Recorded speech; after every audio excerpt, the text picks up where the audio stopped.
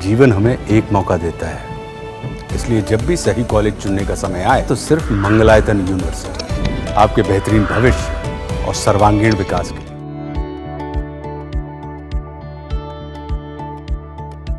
नमस्कार दोस्तों, आप देख रहे हैं जागरण जोश और मैं हूं आपके साथ सिमरन राजपाल। आज हम 5 अगस्त की बात कर रहे हैं जो भारत के इतिहास में बेहद ही इम्पोर्टेंट तारीख बन गई है। आज आर्टिकल 370 के रिवोकेशन की 6th एनिवर्सरी है। इस दिन 2019 में होम मिनिस्टर अमित शाह ने एक ऐतिहासिक फैसला सुनाया था जिसने जम्मू और कश्मीर का स्पेशल स्टेटस खत्म कर दिया।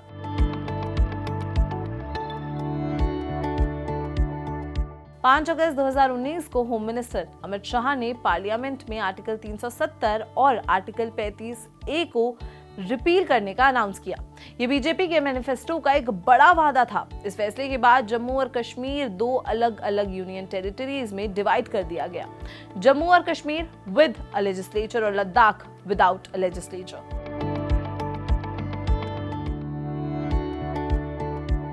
जम्मू और कश्मीर का स्पेशल स्टेटस एक कॉम्प्लेक्स हिस्ट्री थी। इसकी शुरुआत 1947 में हुई जब महाराजा हरि सिंह ने इंस्ट्रूमेंट ऑफ एक्सेशन साइन किया। इसके बाद 1950 में आर्टिकल 370 को संविधान में जोड़ा गया और 1954 में एक प्रेसिडेंशियल ऑर्डर से आर्टिकल 35A आया जिसने जम्मू और कश्मीर के परमानेंट रेजिडेंट्स को कुछ स्पेशल राइट्स दिए।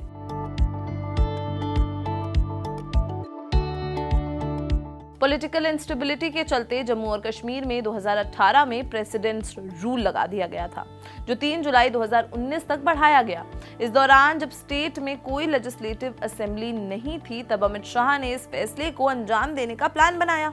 उनका तर्क था कि जब पूरे स्टेट में प्रेसिडेंट्स रूल है तो प्रेसिडेंट के पास आर्टिकल 370 हटाने की पावर भी है।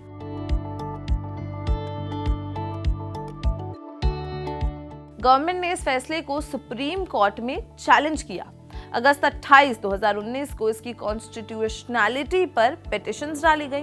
कोर्ट ने 16 दिन की सुनवाई चलाई जो अगस्त 2023 को पूरी हुई और अंत में 11 दिसंबर 2023 को सुप्रीम कोर्ट ने सेंटर के फैसले को सही ठहराया और कहा कि आर्टिकल 370 एक टेम्पररी प्रोविजन था, ना कि परमानेंट।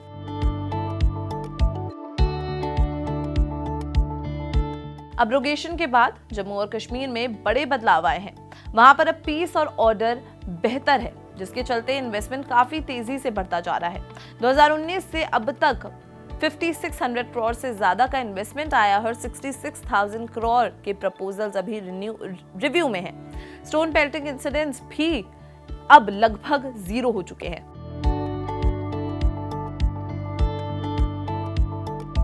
ये बदलाव सिर्फ इन्वेस्टमेंट तक सीमित नहीं है।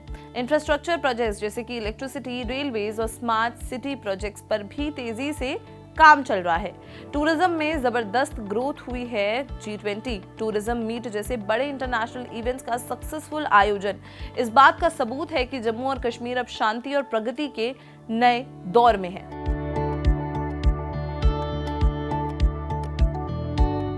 इंटरेस्टिंग बात यह है कि 5 अगस्त की तारीख को और भी 2 इंटरेस्टिंग इवेंट्स यादगार हैं। 2020 में इसी दिन अयोध्या राम मंदिर का भूमि पूजन हुआ था और 2021 में इंडियन मेंस हॉकी टीम ने 41 साल बाद ओलंपिक ब्रॉन्ज मेडल जीतकर देश का नाम रोशन किया था। पीएम मोदी ने भी इन तीनों इवेंट्स का जिक्र किया था।